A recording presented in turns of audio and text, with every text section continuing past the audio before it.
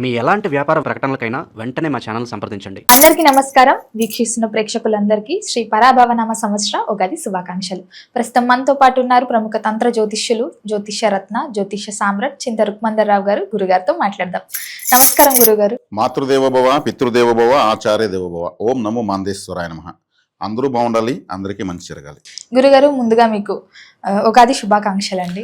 మీకు కూడా ఉగాది శుభాకాంక్షలు. అలాగే మన ఛానల్ తరపున ఉన్నటువంటి అందరికీ, ఈ తెలుగు రాష్ట్రంలో ఉన్న ప్రతి తెలుగు ప్రజలందరికీ కూడా శ్రీ పరాభవనామ సంవత్సర ఉగాది శుభాకాంక్షలు తెలియజేస్తున్నాను.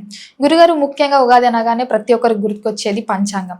ఈ సంవత్సరం మాకు ఎలా ఉండబోతుంది, ఎలాంటి జాగ్రత్తలు తీసుకోవాలి, ఆదాయం ఎలా ఉంది, శత్రుబాధలు ఎలా ఉంటున్నాయి అని ప్రతి ఒక్కరు చూసుకుంటుంటారు కదా. మరి ఈ సంవత్సరంలో, ఈ పరాభవ సంవత్సరంలో నవగ్రహాల ప్రభావం మిథున రాశి వారికి ఎలా ఉండబోతుంది అంటారు? ఎలాంటి జాగ్రత్తలు తీసుకుంటే ఈ సంవత్సరం అంతా బాగుంటుంది అంటారు వాళ్ళకి? ఈ మిథున రాశి వాళ్ళకు ఈ పరాభవనామ సంవత్సరము ఉగాది నుంచి ఎలా ఉంది అని మనం తీసుకుంటే, ప్రతి ఒక్కరు కూడా ఈ పంచాంగం ఎలా ఉంటుంది, మనకు ఆదాయం ఎంత, వ్యయం ఎంత, రాజ్యపూజ్యము, అవమానము లాంటివి ఎక్కువగా చూస్తూ ఉంటారు. ఇందులో భాగంగా మిథున రాశి వాళ్ళకు ఆదాయం 8, వ్యయం 11. అదే రాజ్యపూజ్యం 1, అవమానం 7. అవమానం 7 అంటే 7 వీళ్ళ అదృష్టవంతులని అర్థం. అవమానం 7 అంటే అదేంటి గురుగారు? అంతే కదా. ఇప్పుడు కూడా విమర్శలు, సమస్యలు అద్భుతమైన ఆభరణాలు. అద్భుతమైన ఆభరణాలు అవి మనిషిని అద్భుతంగా అభివృద్ధి చేస్తాయి. వాళ్ళు పొగడ్తలు మనిషిని ముంచేస్తాయి. అందుకు ఎవరి పొగడ్తలకు పడకూడదు. వాడేదో ఆశించే పొగుడుతున్నాను అర్థం. కాబట్టి విమర్శకుల నోళ్లకు ఊహించేటువంటి పర్ఫార్మెన్స్ చూపించాలని పట్టుదల పెరుగుతుంది. ఎవడు విమర్శించినప్పుడే తన సామర్థ్యం బయటపడేది. కాబట్టి వీళ్ళకు విమర్శకులు ఎక్కువ ఈ సంవత్సరం. ఇప్పుడు మనం చెప్పుకుందాం ప్రకారం ఆదాయం 8, వ్యయం 11 అన్నప్పుడు ఒక 3 ఎక్స్ట్రా ఖర్చు అవుతుంది. అంటే 8 రూపాయలు వస్తే 11 రూపాయలు ఖర్చు అవుతుంది. దీనికి ఎందుకంటే ఈ సంవత్సరం వీళ్ళు కొంచెం ఎఫర్ట్ ఎక్కువ పెట్టుకోవాలని అర్థము. ఎక్కువ విమర్శించే ఉన్నారు కాబట్టి ఆటోమేటిక్ బ్రెయిన్ వర్క్ ఎక్కువ చేస్తారు. ఇది వీళ్ళకి అద్భుతమైన సమయం అని చెప్పొచ్చు. జనరల్గా మిథున రాశి వాళ్ళకి నిలకడ తక్కువ, స్థిరత్వం తక్కువ. ఇన్స్టంట్గా నిర్ణయాలు మారుస్తూనే ఉంటారు. ఓకే, ఇప్పుడు ఒక కారు కొనాలనుకోండి, ఈ కారు బాగుందని ఒక ఫ్రెండ్ చెప్పాడు, ఓకే దాన్ని తీసుకుందామంటారు. ఇంకో ఫ్రెండ్ వచ్చి దానికన్నా ఇది బాగుంది సార్, దీన్ని తీసుకుందామంటారు. ఇంకో ఫ్రెండ్ వచ్చి ఈ 2 కాదు, నీకైతే ఇది బెటర్ అంటే సార్ దీన్ని తీసుకుందామంటారు. అంటే వాళ్ళ నిర్ణయాల మీద వాళ్ళు ఉండరు. అంటే బాగుంది అంటామంటే వీళ్ళు నిర్ణయాలు మారుస్తుంటారు. అంటే నిలకడ తక్కువ అని అర్థం. అన్ని విషయాలు నమ్ముతూ ఉంటారు. దాంట్లో ఏమవుతుంది, కొంత చెడ్డ కూడా జరుగుతూ ఉంటుంది. ద్విస్వభావ రాశి ఇది. అంటే అన్ని రకాల స్వభావం ఉంటుందని అర్థం. తనకు సంబంధించినవి, తనకు సంబంధం లేని సమస్యలు వస్తుంటాయి. దేవుడు ఎవరికో మాట చెప్తారో ఆడు ఎగరేస్తాడు, ఈడు కడుతూ ఉంటారు డబ్బులు. అట్లాంటివంతా ద్విస్వభావ రాశుల వాళ్ళకి తగులుతుంది. కాబట్టి ఈ సంవత్సరం రాశిలో గురువు ఉన్నాడు జూన్ వరకు. తర్వాత 2వ ఇంట్లోకి వెళ్తాడు. డిసెంబర్ వరకు 9లో రాహువు, 3వ ఇంట్లో కేతువు. ఆ తర్వాత 2వ ఇంటి కేతువు, 8వ ఇంట్లోకి రాహు వస్తున్నాడు. అప్పటి వరకు బాగానే ఉంటుంది, రాహుకేతులు మారే వరకు. ఆ తర్వాత అష్టమంలో రాహు వస్తున్నాడు. అష్టమ స్థానంలోకి రాహు రాకూడదు. అదేవిధంగా 10వ ఇంట్లో శని ఉన్నాడు. అష్టమాధిపతి 10వ ఇంట్లో ఉన్నాడు. 10వ ఇల్లు ఏం సూచిస్తుంది, కాళ్ళు, మోకాళ్ళ నుంచి కిందకి 10వ ఇల్లు మన శరీరంలో. ఇప్పుడు మేషము, వృషభము, మిథునము, కర్కాటకము ఊపిరితిత్తులు, మిథునం అంటే భుజాలు, సింహం అంటే హృదయం, హార్ట్, కన్య అంటే పొత్తి కడుపు, తుల అంటే మన జెంటికల్ ఆర్గాన్స్ కూడా వస్తుంది, వృశ్చికం అంటే మలమూత్ర విసర్జనా స్థానం వస్తుంది, ధనస్సు అంటే తొడలు వస్తుంది, మకరం అంటే మోకాళ్ళు, కుంభము అంటే పిక్కలు, మీనం అంటే పాదాలు. ఇది నవగ్రహ స్వరూపం, మన ద్వాదశ రాశి స్వరూపం. ఇప్పుడు 10వ ఇల్లు అంటే ఏం నేను చెప్పాను, మకరం అంటే మోకాళ్ళు అని చెప్పాను కదా. మోకాళ్ళు అంటే వీళ్ళు ప్రతి ఒక్కదానికి ఎక్కువగా తిరగాల్సి వస్తుంది, కాళ్ళు నొప్పులు వస్తాయి. ఇప్పుడు 8లోకి రాహు వస్తున్నాడు. ఎప్పుడు డిసెంబర్లో వస్తాడు, మార్చి నుంచి మనం లెక్కేసుకుంటే. ద్వితీయంలో గురువు వస్తున్నాడు. అంటే ప్రధాన గ్రహాలు బేస్ చేసుకుని నేను ఎప్పుడు కూడా ఈ ఫలితాలు చెప్పేది. మిగిలిన గ్రహాలు తాత్కాలికంగా వస్తూ పోతూ శుభాశుభ మిశ్రమంగా ఉంటాయి. వాటికి వేగంగా ప్రయాణిస్తాయి కాబట్టి ఫలితాన్ని నిర్ధారించి కుదించి మనం ఇవ్వడం కన్నా స్థిరంగా ఉన్నటువంటి గ్రహాలు ఎక్కువ, ఈ సంవత్సరం ఎక్కువగా ఒకే రాశిలో ఉన్నటువంటి గ్రహాలను, నెలల తరబడి ఒకే రాశిలో ఉన్న గ్రహాలను తీసుకుంటే ఫలితాన్ని చెప్పచ్చు రాశి వాళ్ళకు. కాబట్టి 10వ ఇంట్లో శని ఉన్నప్పుడు ఆయన కాళ్ళు అన్నాము, అదే స్థానంలో ఉన్నాడు. వీళ్ళకి త్రిప్పటి ఎక్కువ ఉంటుంది, శ్రమ ఎక్కువ, ఫలితం తక్కువ ఉంటుంది. కానీ ఎంతో కొంత ఫలితం ఉంటుంది, ఫలితం లేకుండా ఉండదు. ద్వితీయంలోకి గురువు రావడం మంచిది. జన్మంలోకి గురువు ఉన్నప్పుడు వీళ్ళకు గ్యాస్ట్రిక్ ప్రాబ్లము, అజీర్ణము, ఇక మొహమాటము ఇవన్నీ ఉంటాయి. గురువు జన్మలో ఉండకూడదు. ఈ రాశికి బాధకాధిపతి జూన్ వరకు వ్యతిరేకంగా ఉన్నాడు. జూన్ తర్వాత ఫ్రీ అయిపోతుంది. అంటే ద్వితీయార్థము బాగానే ఉంది వీళ్ళకు. గురువు ద్వితీయంలోకి వస్తాడు కాబట్టి ద్వితీయార్థంలో చివరిలో డిసెంబర్లో రాహుకేతులు మారినప్పటి నుంచి జాగ్రత్తగా ఉండాలి. ఎందుకంటే ద్వితీయంలో కేతు వస్తున్నాడు, గురువుతో కేతు కలుస్తున్నాడు. గురువు వీళ్ళకు బాధకాధిపతి, మళ్ళీ కేతు కలుస్తున్నాడు. కేతు ఏది నాకు వద్దు అనేటువంటి ప్లానెట్. ఒక స్పీడ్ బ్రేకరు, ఒక టోల్ గేటు, ఒక చెక్ పోస్టు లాంటి గ్రహం ధనస్థానంలోకి వస్తుంది. అప్పుడేమి ఆ ధన స్థానంలోకి ఏది వద్దని గ్రహం వస్తే ఏమవుతుంది? అన్ని కట్ చేస్తాడని అర్థం. అష్టమము అంటే 8వ స్థానం అంటే ఏమంటే ఆకస్మిక స్థానం. అంటే సడన్గా మనకు కష్టాలు వస్తాయి కదా, ఏదో సడన్గా ఏదో జరుగుతుంది అంటే మన సడన్గా ఏమొస్తుంది? అంబులెన్స్ వస్తుంది, సడన్గా వస్తుంది అంబులెన్స్. ఎప్పుడు వచ్చినా 8వ స్థానం అంటే ambulance, ICU, operation theatre, hospital, మన ఇంట్లో బాత్రూమ్ కూడా 8వ స్థానం. బాత్రూమ్ మనం సడన్గానే పోతాం. కాబట్టి 8వ స్థానం అక్కడికి ఆకస్మికమైనటువంటి ఒక మెలిఫిక్ ప్లానెట్ మన రాహు వస్తున్నాడు. దానికి ముఖ్యంగా పరిహారాలు చూసుకోవాలి. 10వ స్థానంలో శనేశ్వరుడు ఉన్నప్పుడు ఎక్కువగా ఆ 10వ స్థానం ఏం సూచిస్తుంది? బంధుకారకంలో అత్తగారిల్లు, భార్యకి అమ్మగారిల్లు, అక్కడికి ఎక్కువ వెళ్ళకూడదు. అక్కడ శనేశ్వరుడు అష్టమాధిపతి 10లో ఉన్నాడు కదా, కాబట్టి నిజంగా పని ఉంటేనే వెళ్ళాలి, లేదంటే లేదు. కాబట్టి ఇక్కడ 10వ స్థానంలో శని ఉండడము ఎఫర్ట్ ఎక్కువ, రిజల్ట్ తక్కువ. కానీ రిజల్ట్ తక్కువైనా రిజల్ట్ ఉంది. 2వ స్థానంలో గురువు ఉన్నాడు. ద్వితీయార్థంలో డిసెంబర్ వరకు బాగుంటుంది, ఫైనాన్షియల్గా మంచి గ్రోత్ ఉంటుంది. కేతు వచ్చినప్పుడు కొన్ని నిర్ణయాలు వీళ్ళకి వ్యతిరేకంగా తీసుకునే అవకాశం ఉంది. కేతు వచ్చాడు కాబట్టి ఏది వద్దంటాడు కదా, సరే ఇప్పుడు వదిలి మనం చూద్దామని అనుకోండి, దానివల్ల నష్టం ఎక్కువ ఉంటుంది. అంటే గ్రహ ప్రభావాలు అలా ఆలోచింపజేస్తాయి. అష్టమంలో రాహు ఉన్నాడు కాబట్టి ఆకస్మికంగా కొన్ని నష్టాలు జరిగే అవకాశం ఉంది. అదే అష్టమ స్థానం కూడా ఏం సూచిస్తుంది? ఇన్సూరెన్స్ని సూచిస్తుంది. అదే అష్టమ స్థానం లాటరీని సూచిస్తుంది. ఆకస్మికంగా వచ్చే లాభము అదే, ఆకస్మికంగా వచ్చే నష్టము అదే. కాబట్టి షేర్ మార్కెట్లో కేర్ఫుల్గా ఉండాలి. షేర్ మార్కెట్లో ఓ 1000 రూపాయలు పెట్టామనుకోండి, 10,000 వస్తుంది. అరే ఇప్పుడు కానీ 1,00,000 పెట్టుంటే 10 లక్షలు వచ్చి ఉంటుంది అనిపిస్తుంది. అప్పు చేసుకొచ్చి 1,00,000 పెడతారు, 1,00,000 పోతుంది, మొత్తం పోతుంది. షేర్ మార్కెట్ అంటే దాని అంత పెద్ద మైండ్ గేమ్ ఇంకొకటి లేదు. ప్రపంచంలో షేర్ మార్కెట్కి మించినటువంటి మైండ్ గేమ్ ఇంకొకటి లేదు. కాబట్టి షేర్ మార్కెట్, షేర్స్, ముఖ్యంగా బెట్టింగ్స్, గుర్ర పందాలు, ఈ గ్యాంబ్లింగ్ అంటే జోదం ఆడము, ఇవన్నీ రాహువే.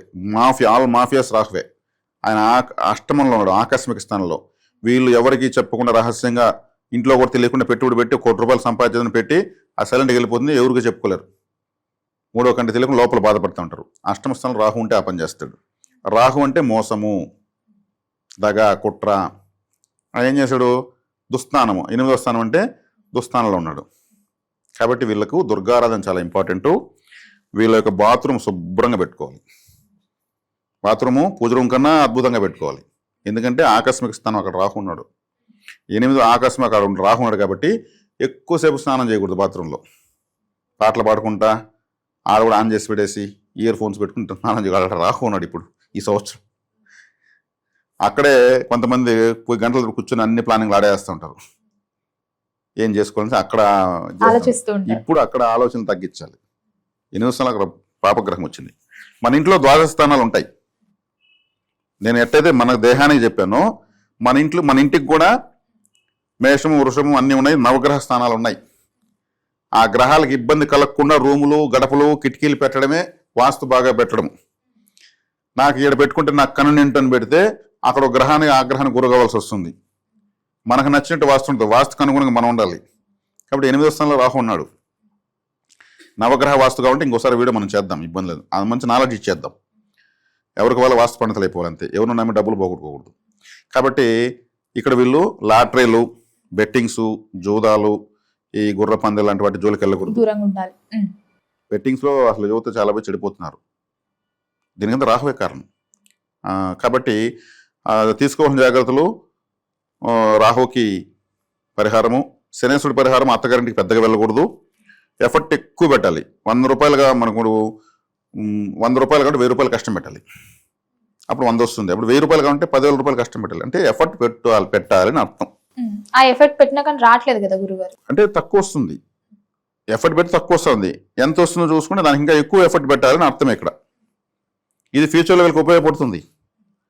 ఏ కంపెనీ అన్నా ఉద్యోగస్తులు తీసుకుంటే అనుభవం ఉండే వాళ్ళు, మీ ప్రీవియస్ ఎక్స్పీరియన్స్ ఏంటి, ఏ కంపెనీలో పనిచేస్తామంటే ఆ ప్రీవియస్గా ఒక 4 ఏళ్ళు పనిచేస్తుంటే ఎక్కువ జీతం ఇస్తే తీసుకునేస్తారు. అట్లా వీళ్ళ అనుభవం వీళ్ళకి పనికి వస్తుంది. రెండో ఇంట్లో ఒక గురువు వస్తున్నాడు, ఫైనాన్షియల్గా అవకాశాలు దొరుకుతాయి, వివాహాలు అవుతాయి, ఇంకా పిల్లలు పుడతారు. వీళ్ళకు మంచి స్పీకర్స్ ఎవరైనా ఉంటే, ఈ మిథున రాశిలో పుట్టి మంచి స్పీకర్స్ ఉంటే వాళ్ళకు కోచెస్గా ఒక ట్యూషన్ మాస్టర్ కావచ్చు, ఒక కోచింగ్ సెంటర్ కావచ్చు, ఇటువంటి పెట్టుకోవడానికి అవకాశాలు వస్తాయి.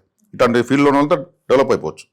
ఇప్పుడు ఇదే మిథున రాశిలో పుట్టి టీవీ యాంకర్లుగా ఉంటారు, వాళ్ళకి మంచి గ్రోత్ వస్తుంది. రెండో ఇంట్లోకి మాటలో గురువు వస్తున్నాడు కదా, మంచి గ్రోత్ వస్తుంది. అంటే మనం కొన్ని నెగిటివ్స్ చెప్పాము, పాజిటివ్స్ ఉన్నాయి. పూర్తిగా నెగిటివ్ ఎవరికి ఉండదు. మిథున రాశి వాళ్ళు దుస్వభావం అంటే అన్నీ ఆలోచిస్తూ ఉంటారు, మంచి చెడు అన్నీ ఆలోచిస్తూ ఉంటారు, కాబట్టి నిలకడ తక్కువ. కానీ ఇందులో వీళ్ళు బెనిఫిట్ గురువు ద్వారా పొందుతారు. కేతు రెండో ఇంట్లో కూడా వైరాగ్యం వస్తుంది. ఆ వైరాగ్యం కోసం ఏం చేయాలంటే, వీళ్ళకి ఆదాయం కావాలనుకుంటే 10% దానం చేసేయాలి. ఏది నాకు వద్దు అనే ప్లానెట్ అని చెప్పాను కదా, కేతు ఏది నాకు వద్దు అంటాడు కదా, వస్తున్న ఆదాయంలో 10% దైవ సేవ లేదా సమాజ సేవ అనుకున్నాను అనుకోండి, అంటే దేవుడిని పార్ట్నర్గా పెట్టుకుంటాం మైండ్లో, అంతే కదా. అంతే, అది మైండ్లో ఉంటాడు ఆయన పార్ట్నర్. అడుగుతూ ఉంటాడు, నా 10% నాకు అంటూ ఉంటాడు. ఇచ్చేసాం అనుకో మళ్ళీ ఇంకో పని చేయిస్తాడు. అంటే దైవ బలం ఉన్నటువంటి గ్రహాలు ద్వితీయంలో కలుస్తున్నాయి, గురువు కేతువు. డిసెంబర్ తర్వాత అప్పుడు ఆ ప్రాంతంలో కేతు వస్తున్నాడు. కాబట్టి కేతు ఎప్పుడు ఆపుతాడు కదా, ఎప్పుడు ఆపడంటే దైవబలం, దైవ పరిహారం చేసుకుంటే, దైవానికి సేవ చేసుకుంటే అప్పుడే. దైవ చింతన కలిగి ఉంటే కేతు సూపర్గా పనిచేస్తాడు, ఇంక దేనికి పనిచేయడు ఎవరికైనా. కేతు అంటే సన్యాసి అని చెప్పాను కదా, సన్యాసి అంటే అన్ని నాకు వద్దు అనేవాడు కదా అర్థము. కానీ ఆ సన్యాసి ఏం కావాలంటాడు, నాకు దేవుడు కావాలంటాడు. ఆలయాలు, హిమాలయాలు, పీఠాలు, ఆశ్రమాలు ఇట్లా తిరుగుతూ ఉంటారు వాళ్ళు, దేవుడు చుట్టూ తిరుక్కుంటూ ఉంటారు, ఇంకేం వద్దు నాకు అంటూ ఉంటారు. కాబట్టి దైవ సేవ చేస్తే కేతు అనుకూలైపోతుంది, అంటే ఆశీర్వదిస్తాడు దేవుడు. గురుగారు, మరి ముఖ్యంగా మొదటి 6 నెలలు ఎలా ఉంటుందంటారు మిథున రాశి వారికి? మొదటి 6 నెలల్లో కాస్త ఇబ్బంది అని చెప్పాను. జన్మంలో గురువు ఉన్నాడు, గ్యాస్ట్రిక్ ప్రాబ్లము, మొహమాటము, ధన నష్టము, నిర్ణయాలు మెటీరియల్ కాకపోవడము లాంటివి జరుగుతాయి. మొదటి 6 నెలలు అనుకూలంగా ఉన్న గ్రహాలు రాహువు, శని అనుకూలంగా ఉన్నారు. శనేశ్వరుడు కూడా మధ్యస్థంగానే ఉన్నాడు 10వ ఇంట్లో, అష్టమాధిపతి 10వ ఇంట్లో, కాబట్టి ఎఫర్ట్ ఎక్కువ ఉంటుంది. శని అంటే కర్మకారకుడు కాబట్టి శని కూడా జూన్ జూలై ప్రాంతంలో వక్రిస్తున్నాడు, అంటే వెనక్కి తిరుగుతున్నాడు. శని వెనక్కి తిరిగితే పరిస్థితి, శని వృత్తి కర్మకారకుడు, అంటే మనం చేసే ప్రతి పని శనేశ్వరుడే. నేను ఏ పని చేయను అంటే కూడా దానికి శనేశ్వరుడు, అది కూడా ఒక పనే. నిద్రపోతే అది ఒక పనే, తింటే అదొక పనే, దొంగతనం చేస్తే అదొక పనే. ప్రతి పనికి కర్మ, ప్రతి ఒక్కటి కర్మ, శుభకర్మ అశుభకర్మ. కర్మకారకుడు శని, ఆయన కర్మస్థానంలో ఉన్నాడు కాబట్టి ఎక్కువ కష్టపెడతాడు. ఆయన వక్రించాడు అనుకోండి, మనం చేసే పనిలో ప్రాజెక్టులు మారిపోతాయి. కొంతమంది చెప్తారు వాళ్ళు బై బర్త్ శని వక్రంలో ఉంటాడు, వాళ్ళు 10, 20, 30 వ్యాపారాలు చెప్తుంటారు. నేను ఈ వ్యాపారం చేసినప్పుడు మళ్ళీ 2 సంవత్సరాలతో ఈ వ్యాపారం చేసిన వాళ్ళంతా శనిశ్వరులు వక్రంగా ఉన్నవాళ్ళు. కాబట్టి శని వక్రంగా వస్తున్నాడు ద్వితీయార్థంలో.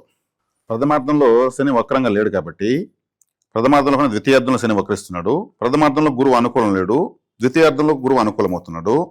ప్రథమార్థంలో రాహుకేతులు అనుకూలంగా ఉన్నారు, ద్వితీయార్థంలో రాహుకేతులు వ్యతిరేకంగా వస్తున్నారు. అంటే ఇక్కడ వచ్చేకాడికి ప్రథమార్థంలో శని బాగుంటే ద్వితీయార్థంలో గురువు బాగున్నాడు, ద్వితీయార్థంలో శని బాగాలేడు. ప్రథమార్థంలో రాహుకేతులు బాగున్నారు, ద్వితీయార్థంలో బాగాలేరు. అంటే ఇక్కడ ఏమవుతుంది, వీళ్ళు ప్రథమార్థ ద్వితీయార్థులకు ఇప్పుడు ప్రథమార్థంలో శుభంగా ఉన్నవి ద్వితీయార్థంలో అశుభంగా, ద్వితీయార్థంలో శుభంగా ఉన్నవి ప్రథమార్థంలో అశుభంగా, ఇలా ఉంది. అంటే ఎనర్జీస్ మారుతున్నాయి, అంటే కారకత్వాలు మారుతున్నాయి. అంటే ఇప్పుడు శనేశ్వరుడు అంటే వృత్తికారకుడు అని చెప్పాను నేను. ఆయన వక్రించాడంటే వృత్తిలో మన మార్పులు, నేను కొత్త వ్యాపారం స్టార్ట్ చేయడము, లేదా ఉన్న వ్యాపారం ఆపేయడము, లేదా దీన్ని డెవలప్ చేయాలనేసి వృత్తిలో మార్పులు. స్థిరంగా ఇట్లా ఉంటే ఈ ఆదాయం చాలడం లేదని అంటారు కదా, అలా వృత్తిలో మార్పులు ఇలా జరుగుతాయి అనమాట. ఈ ఇప్పుడు శని వక్రించినప్పుడు ఏం చేస్తాడు, వృత్తిని మార్చేస్తాడు. కాబట్టి ఇప్పుడు ఈ స్థితిలో శని వక్రంగా ఉన్నప్పుడు పుట్టిన వాళ్ళు వృత్తిలో సెట్ అవ్వరు, మార్పులు చేస్తుంటారు. ఇక్కడ వచ్చిన పరిహారం ఏం చేయాలి మెయిన్గా, ఆయన వక్రించినప్పుడు అంటే శనేశ్వరుడు అంటే కాళ్ళు, మనం ఇంతసేపు మాడుకున్నాం. శనేశ్వరుడు అంటే చెప్పులు, శనేశ్వరుడు అంటే పని అని చెప్పాం. ముఖ్యంగా నడక, కాళ్ళతో చేసే పని ఏమి నడకే కదా, నడక. శనేశ్వరుడు ఒక ఆయుధం చీపురు కట్ట, ఆయన యొక్క ఆయుధం చీపురు. అందుకే ఈ ఊడ్చే వాళ్ళు అంతా శనికారకత్వంలో ఉంటారు. చెప్పులు కుట్టేటువంటి వాడు శనికారకత్వం ఉంటారనమాట, చెప్పులు కుట్టే కార్మికులు. కాబట్టి వీళ్ళకి సేవ చేయాలి. ఎలా చేయాలి? ఇప్పుడు మనం వాకింగ్ అంటే నడకంటే శని కదా, శని వక్రమయ్యాడు అంటే వెనక్కి తిరుగుతున్నాడు, అంటే మనం వెనక్కి నడవాలి. డైలీ వాకింగ్ చేసేటప్పుడు ఒక 10 feet వెనక్కి రివర్స్ వాకింగ్ చేయాలి. సరదాగా స్కై వాకింగ్ లాగా ఎలా పెట్టుకుని ఒక 10 feet 20 feet రివర్స్ వాకింగ్ చేయడం వల్ల శని వక్రత నశిస్తుంది. అదేవిధంగా చెప్పులు అని చెప్పాం. చెప్పులు కుడికాలు చెప్పు ఎడంకాలకి, ఎడంకాలు చెప్పు కుడికాలకి వేసుకుని మళ్ళీ మామూలుగా వేసుకుని మళ్ళీ పోవాలి. అంటే అన్కంఫర్ట్లోకి వచ్చి కంఫర్ట్ అవ్వాలి. చెప్పులను వక్రించడం వల్ల శని వక్రత నశిస్తుంది. చీపురు కట్ట ఎలా యూజ్ చేస్తారు? ముందుకి వెనక్కి, ముందుకి వెనక్కి, అంటే వక్రం చేస్తేనే శుభ్రం అవుతుంది ఎక్కడ కానీ. ఆ ఆయుధమే అదే ఆయన యొక్క ఆయుధం. చీపురు కట్టలు శనివారం రోజు శివాలయానికి గిఫ్ట్గా ఇవ్వాలి.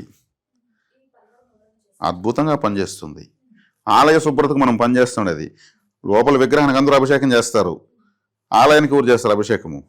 కాబట్టి చీపురు కట్టలు ఇవ్వడం వల్ల మనం కారణమవుతాం. ఆలయం ప్రతిరోజు శుభ్రం అవుతూనే ఉంటుంది. ప్రతి శనివారం ఇవ్వడం వల్ల అంటే మొదటి శనివారం శివాలయానికి ఇవ్వాలి. నెలకు ఒక ఆలయానికి ఇస్తూ ఉండొచ్చు, మిగిలిన ఆలయాలకు. ఓ సంవత్సరంలో ఏమవుతుంది, ఓ 10 ఆలయాలు మన వల్ల శుభ్రం అవుతాయంటే గ్రహాలు వ్యతిరేకంగా పనిచేస్తాయి. అసలు చెయ్యి అద్భుతమైన పరిహారం. అంటే గురుగారు మొదటి శనివారం అంటే అమావాస్య తర్వాత వచ్చిన మొదటి శనివారమా? మీరు ఇవ్వాలనుకుంటే ఏ రోజు ఇస్తే అదే మొదటి శనివారం. నెక్స్ట్ శనివారం వచ్చింది అనుకోండి, మీరు ఇచ్చినారనుకోండి, మీరు ఇచ్చిన మొదటి శనివారం అవుతుంది. అట్లా కౌంట్ చేస్తారు. సేవ చేయాలంటే వారాలు, తిథులు, నక్షత్రాలు, దుర్ముహూర్తాలు, వర్జ్యాలు, రావుకాలం ఏమకంటే అవసరం. సేవకు అడ్డం ఏది లేదు. శనివారం రోజు మీరు సమర్పించవచ్చు. ఇక్కడ గుడికి దానం ఇస్తున్నానని చెప్పకూడదు. మనం ఇస్తే దానం తీసుకునే పరిస్థితి దేవుడు ఎక్కడ ఉంటాడు? సమర్పణ, కానుక ఇవ్వడం. అలా మనము నెలకు కాలానికి ఇస్తామంటే చక్కగా ఆలయాలు శుభ్రమవుతూ ఉంటే దేవతానుగ్రహం లోడ్ అవుతుంది మన జీవితానికి. కాబట్టి శని వక్రమైనప్పుడు చేయలేని కారకత్వాలు. అదేవిధంగా చెప్పులు కుట్టే కార్మికులు ఉంటారు. వాళ్ళు ఎండకు, గాలికి, దుమ్ముకి, ధూళికి ఒక చిన్న అంబ్రెల్లా పెట్టి కూర్చో ఉంటారు. దాన్నే నమ్ముకుంటారు. చెప్పును బట్టి నమ్ముకుని బతుకుతున్నారు. సాక్షాత్ శనేశ్వరుడే అనుకోవాలి, శని భగవాన్లు అనుకోవాలి. శనేశ్వరుడుగా శని భగవాన్లు వాళ్ళు. వాళ్ళకి ఏదన్నా వాటరు, ఫుడ్. వాటర్ అంటే ఇప్పుడు చంద్రుడే కదా, చల్లగా వాళ్ళకి వెళ్తుంది. ఫుడ్ వెళ్తే డబ్బులు ఇవ్వచ్చు, 100 రూపాయలు కూడా ఇవ్వచ్చు, నష్టమేం లేదు. ఆలయాల్లో చెప్పుల కౌంటర్ ఉంటుంది. కౌంటర్లో పనిచేస్తూ ఉంటారు. చెప్పుల కౌంటర్లో మనిషి చెప్పులు తీసి భద్రంగా పెట్టి మనం వచ్చేవారు దాన్ని కాపలా కాసి మళ్ళీ మన చెప్పులు మనకి ఇస్తారు. వాళ్ళకి ఇవ్వరు డబ్బులు, అసలు ఉండిలో వేస్తారు వేలకు వేలు. వాళ్ళకి ఏదైనా ఇవ్వాలి. వాళ్ళ పిల్లలు ఉంటారు, వాళ్ళ ఫ్యామిలీ ఉంటుంది. ఆ చెప్పుల కౌంటర్లో పనిచేయడం ఎవరైనా ఇష్టపడతారా? కానీ వాళ్ళు దాన్ని ఎంతో గౌరవంగా చేస్తారు. వాళ్ళని మనం గుర్తించామనుకోండి, శనేశ్వరుడు యాక్టివేట్ అవుతాడు. ఇక్కడ ఏకంగా ఒక ప్లానెట్ గ్రహాల్లోకి ఈశ్వర ఈశ్వర ఈశ్వర అని పిలుచుకున్న ఏకైక గ్రహం శనేశ్వరుడు. గురుగ్రహాన్ని గురీశ్వర అనరు, బుధేశ్వర అనరు, కుజేశ్వర అనరు, రవీశ్వర అనరు. ఒక శనేశ్వరుడు మాత్రం సాక్షాత్ ఈశ్వరునితో సమానంగా పిలుస్తారు. కర్మకారకుడు, శనీశ్వరుడు. వాళ్ళని గుర్తించాలి. ఆ గ్రహ కారకత్వ వ్యక్తులను గుర్తించాలి. అప్పుడు గ్రహం శనేశ్వరుడు సేవకే బానిస. తైలాభిషేకం చేసేది, దీపాలు పెట్టేది, నల్ల ఒత్తులతో దీపాలు పెట్టేది, ఇవంతా ఓవర్ యాక్షన్. నాకు తెలిసి నేను ఎవరిని విమర్శించడం లేదు, సేవ చేయమని ఇంకొక రకంగా చెప్తున్నాను. ఇవన్నీ కూడా ఖర్చులు ఎవరి శక్తి మేర వాళ్ళు చేయొచ్చు. శని వక్రిస్తున్నాడు కాబట్టి ఈ విధమైనటువంటి ఆలయ, వ్యక్తిగత తంత్ర పరిహారాలు చేయడం మంచిది. కొంతమంది ప్లాట్ఫామ్ పైన చీప్ క్వాలిటీ చెప్పులు అమ్ముతూ ఉంటారు. 50 రూపాయలకు ఒక జత, 100 రూపాయలకు ఒక జత వస్తాయి. అవి పెట్టుకుంటారు. అవి వాళ్ళకి ఎక్కడో పెట్టుకుంటారు. పాపం వాళ్ళకి షాపులు కూడా ఉండవు. అవి కలర్ కూడా పుడుస్తాయి. ఒక నెలకంతా అక్కడ పెట్టే కలర్ పుడుస్తాయి. తుమ్ము తట్టుకుంటూ ఉంటారు. అంటే చెప్పులు నమ్ముకొని బతుకుతున్నారని అర్థం. అటువంటి వాళ్ళకి ఏదైనా సహాయం చేయండి. చెప్పులు అంటే శనేశ్వరుడు కాబట్టి ఇది. అదేవిధంగా శని వక్రిస్తున్నాడు కాబట్టి ఎందుకు ఇన్ని చెప్పాల్సి వస్తుందంటే, ఇప్పుడు మనం చెప్పామంటే ఎవరికి తగింది వాళ్ళు చేసుకుని ఉద్ధరించబడతారని చెప్తున్నాం. శనేశ్వరుడు కాలభైరవుని శిష్యుడు. ఆయనకు గురువు ఉన్నాడు. ఆయన ఎవరో కాదు, కాలభైరవుడు. మనం కాలపురుషుడు అంటున్నాం కదా జ్యోతిష్ శాస్త్రంలో. ఆ కాలపురుషుడు కాలభైరవుడే, ఆయన శిష్యుడు. కాబట్టి కాలభైరవ ఆరాధన ఎక్కువ చేయండి. కాలభైరవ అష్టకం చదవండి, వినండి. వీధి కుక్కలకు ఫుడ్ పెడితే కాలభైరవుడు యాక్టివేట్ అయిపోతాడు. ఆయన వాహనము. కాలభైరవుడు అనుగ్రహం కావాలంటే పోయి ఎక్కడో కాశీకో ఇంకో చోటకు పోల్చుకోనలా. మన ఇంట్లో వీధిలో కుక్కలకు ఫుడ్ పెడతా ఉంటే కాలబడి యాక్టివేట్ అవుతాడు. రియల్గా అవి తింటాయి కదా. ఆయన యొక్క వాహనాన్ని మనం సేవ చేస్తున్నాం కదా. కాలబడి సేవ చేసే వాళ్ళకి శనేశ్వరుడు అనుకూలమైపోతాడు. గురువు సేవ చేస్తున్నాం. ఇంకేం కావాలి అసలు పరిహారం? కాబట్టి శని వక్రం వృత్తికారకుడు, కర్మకారకుడు, అందరికీ వృత్తి వ్యాపారాలు బాగుండాలి కదా. కాబట్టి శనేశ్వరుడు వక్రిస్తున్నాడు కాబట్టి ఈ పరిహారాలు చేసుకోవాలి. గురుగారు మరి ముఖ్యంగా విద్యార్థులకు ఎలా ఉంటుందంటారు ఈ సంవత్సరం అంతా? విద్యార్థులు బాగుంది. అంటే ప్రాథమిక విద్య అంటే 2వ స్థానమే. అదే ఉన్నత విద్య అంటే కొంచెం హై స్కూల్ విద్య అంటే 4వ స్థానము. ఇంకా ఇంటర్ వరకు, ఇంటర్ దాటి డిగ్రీ, బీటెక్, ఎంటెక్, ఇంకేదో టెక్లు ఉంటాయి, అవన్నీ 9వ స్థానం. ఇంకా విదేశాల్లో పోయి చదివేటువంటి విద్యలు 12వ స్థానం.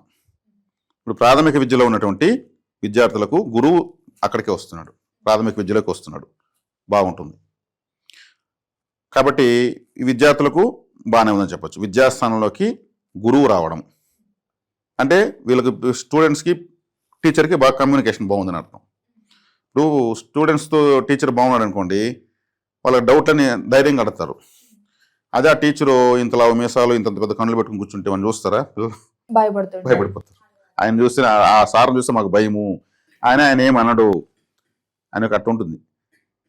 ఇవి చాలా ఇంపార్టెంట్. గురువే డైరెక్ట్గా విద్యాస్థానాలకు వస్తున్నాడు, విద్యార్థులు బాగుంది.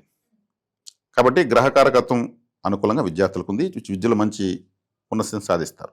కుటుంబ వాతావరణం ఎలా ఉంటుంది? కుటుంబం అనే స్థానంలోకి గురువు వస్తుంది. విద్య, కుటుంబము, వాక్కు, ధనము అనే స్థానంలోకి, తిండి అనే స్థానంలోకి గురువు వస్తున్నాడు కాబట్టి వాటన్నిటికి లోటు ఉండదు.